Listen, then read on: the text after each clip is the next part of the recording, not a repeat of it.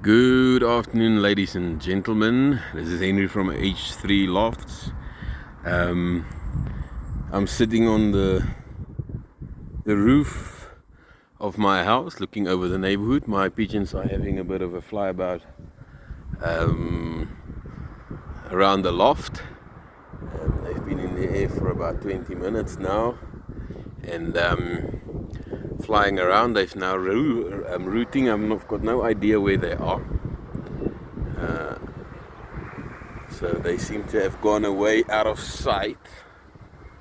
And I'm sure they were there. I don't know if you can see them in the distance. About, if I would imagine, that's probably about 5 kilometers away. The whole pack is there, and they're flying quite high up with a hell of a speed. I'm quite happy about that. Even after yesterday's scare with the pigeon vomit on the perches, and they seem to have overcome that very quickly, and they're flying with intent, with speed, and I'm quite happy with the way they're exercising. I've got some of my naughty ones coming back to see if it's safe to land, flying on their own. These are my white spritsies. They're not with the pack. The other ones are flying as a closely knitted pack all over the neighborhood, and they're flying with speed. So I did flag them up, so I just want to see how long they can stay in the air and how they fly. So like I said, the idea is actually I was supposed to go and toss them today, but my gut says not quite yet. I'm just hanging on a little bit longer. I'm making myself nervous for waiting this long to train them up. I can see on my notes in my previous years I was already at 70 kilometers this time, last time I flew, in terms of training tosses. But yeah, in the past I used to have all birds as well that flew with the youngsters, so that will show them the way home. This time I only have a bunch of youngsters, and I just want to make sure they're completely ready and confident before I take them anywhere close to the road. I'll rather do it slowly and methodically, and not lose any birds. Now I'm bum shuffling off my roof because I'm shit scared that I actually will fall off here. So yeah, we're gonna see how they fly and how they progress. So just as like an update, so you can see the rooftops of my neighborhood. And I don't know if you can see, there's the church tower. I think that's a nice little beacon to show them the way home, something they can fly towards. I think a landmark is important, so I think they use that. Here comes a few of the stragglers on their own, and there's the pack. There they come. I don't know if you can see it because it's reflecting on my screen, so I've got no idea what you can see, but here they come. They've been away now for a good 25 minutes and flying overhead, and the others are joining them, and there they go. Off they go. I'm quite happy with the speed and intent that they're flying at the moment. Very, very happy about that.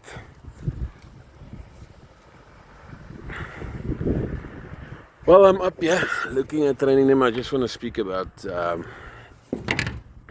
maybe I should turn this around so you can see me as well. One thing that I just want to discuss today is the fact that it's so difficult for the newcomers and the new fanciers to actually be successful in the sport. And I think part of the reason is we are the only sport, especially in this country, where we don't have any kind of leagues or handicap system, where a newcomer or an amateur needs to be able to compete against the professional pigeon fancier. And in our country, here in South Africa, the professional fancier, there's more and more of them. People are becoming more and more professional. I personally know a few people that does pigeon racing now as a full-time job, their main source of income. They have lofts, that's incredible. They've got loft managers and they do an incredible job, and they fly so well, and they fly some of the best birds in the world, and they create an income for themselves, and they should, and they deserve, because they've worked hard towards those things. Now, I've got nothing against the professional, but I do say the guy like me, and I consider myself just a normal guy, you know, an amateur of such sorts. I've got a full-time job. I don't have a lot of money, so it's difficult to keep up with these guys. And it's been, you know, for me, it's difficult. Now, just imagine how difficult it can be for the actual beginner fancier. I think it's exponentially more difficult for the beginner to be successful. And that's why I think there should actually be leagues. So maybe a kind of handicap system where pigeon fanciers with on the same level compete against each other. So let's say, for example, in a club there's 5 beginners. So you start off with a handicap for the beginners, and there's a separate result sheet for those 5 fanciers that competed against each other that's in the same league. But at the same time, you can compete in the overall points and the club as well, and you'll have a result for your overall points. And then there should be a system where you could kind of promote it the same way we do with the major and the minor leagues in soccer, rugby, baseball, and all these things, where you then get promoted to the bigger leagues. This way we're going to have more winners. People are going to be more interested in racing, and it's going to be more fair. And as you progress and you get better and better, you compete in a higher league. And to be able to compete in a higher league, you need to first have the results in the lower leagues and in the zones. For example, you can also, when you have a lot of people in one area, there could be a zone winner as well within the club. Let's say, like I'm in the Krugersdorp West area, and there's about 6 fanciers in our area. Maybe we can have a zone, and the winner of the zone. Some kind of system where we can also have more winners and have the beginner more interested, and there will be more handshakes and more enthusiasm in terms of the birds, so people can be more competitive. I think a lot more can be done in terms of how we deal with that. And I also think that it's the responsibility of the more experienced fancier and the successful guy and the professional guy to put a little bit more back into the sport, and help out the youngsters and the amateurs to be more successful. It's not fair, and it's not good for the sport if someone puts his heart and soul into the sport. It costs a lot of money as it is, and then there's no success. I'm lucky in our club. We've got Mr. Steer Painter, our club champion, and he's always willing and able to help everyone that he can. And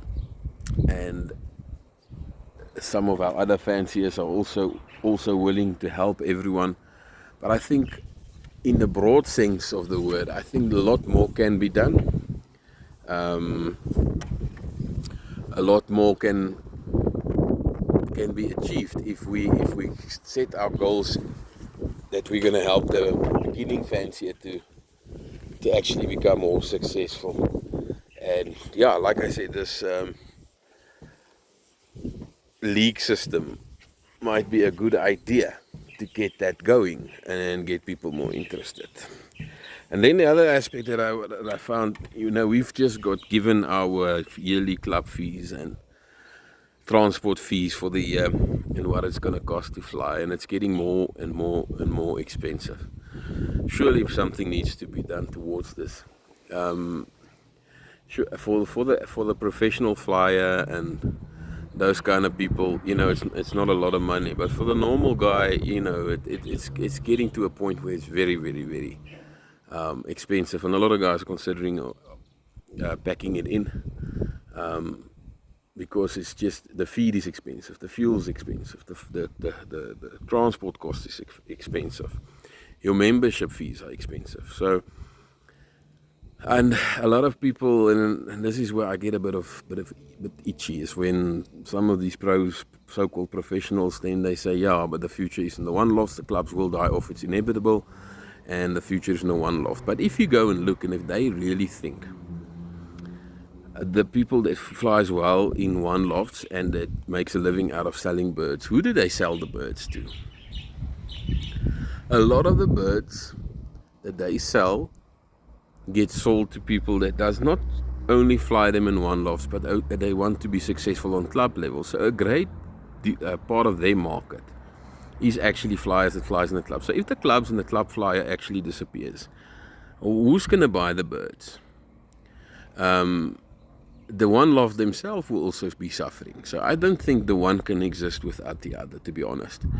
So I honestly think there should be more incentive for people to fly in clubs. Perhaps the one lofts can help out that clubs can enter birds as a club under the club name at a discount rate, perhaps, where the money that those birds of the club then win on the races goes towards the club, and then paying the members' fees for the next year, or developing the club, or whatever the case may be. And maybe some fundraisers and auctions, and to get people to, something like electronic rings, to sponsor the members' electronic rings. I've just now bought 82 electronic rings, and it cost nearly 4,000 rand for that. That's a lot of money, over and above the feed and everything else that goes along with pigeon racing. It's very, very expensive. So I think a lot can be done to help the amateur fancier, to the club fancier, because at the end of the day, that's still the heart and soul of pigeon racing. It's the club competition and the camaraderie. I don't think we should allow that to die off. And I think if it does die off, the club racing, a lot of these one loft masters and professionals will realize that the sport as a whole actually will suffer, including the one lofts, because where else will a one loft champion also get to be able to test all his pairs, all these birds? It's expensive to enter birds into a one loft. Much cheaper to fly them in a club, or sponsor someone to fly them for you in a club. And then those pairs that you're not sure about, that you want to breed some youngsters and see how they perform under different circumstances and the velocities, they can actually be tested. When there is no more clubs, then that won't be able to, that won't be possible. So, it's just my 2 cents of the day. I know I'm rambling on. I was actually just trying to give you an update of what's going on the loft. In terms of my own objectives for the year, I said before, this is an experimental year. I'm just trying to see what I'm working with in terms of the birds that I do have going forward, to build a future on. I've got a pretty good idea of where I'm at with the birds that I've got, but this will just give me an opportunity to sort a few things out. So it's a nice privilege to fly a year like this, because I've got no title to defend and I've got no pressure on me. I can try a new few things with the birds and experiment a little bit and just have fun, and there's no pressure to win. Of course, we know no sportsman rocks up where we've got a tired one.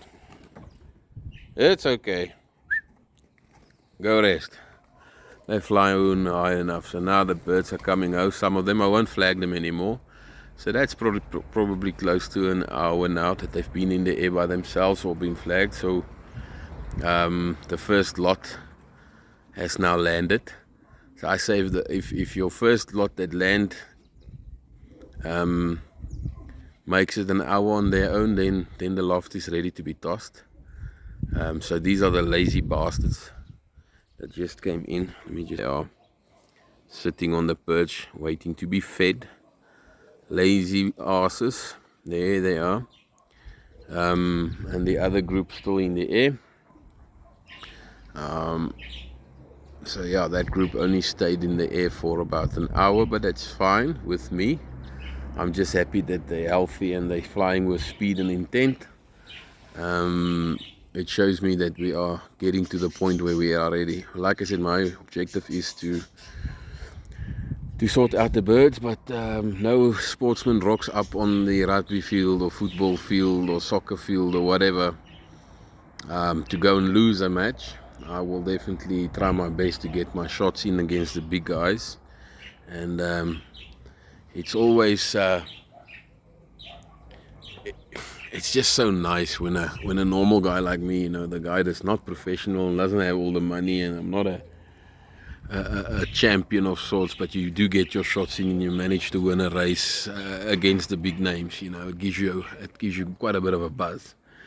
So yeah, that's my objectives. The birds are looking good. Sitting on, some of them have now landed. They're on the landing boards down there. Okay, hello everyone. Just a very quick one. I want to show you. My parents live in KwaZulu-Natal, right on the beach. So I've asked them to bring me some grit. This comes straight from the beach. There's oyster shells and other shells in the mixture. So they brought me a whole bag of that, so that's absolutely free, which I'm going to also be using as part of my grit. If you can see, it's got plenty of seashells and small stones, round stones. Excellent source of calcium for the pigeons and other minerals straight from the sea.